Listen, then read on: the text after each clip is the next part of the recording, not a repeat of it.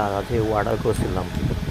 এই হচ্ছে গিয়ে দারাজের মিষ্টি বক্স, 6 পিস মাল, ডেলিভারি চার্জ সহ 453 টাকা। 15 টাকার একটা বল, 20 টাকা পাই।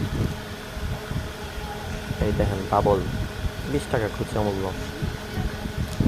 আর সবচেয়ে ইন্টারেস্টিং ব্যাপার হচ্ছে এই যে একটি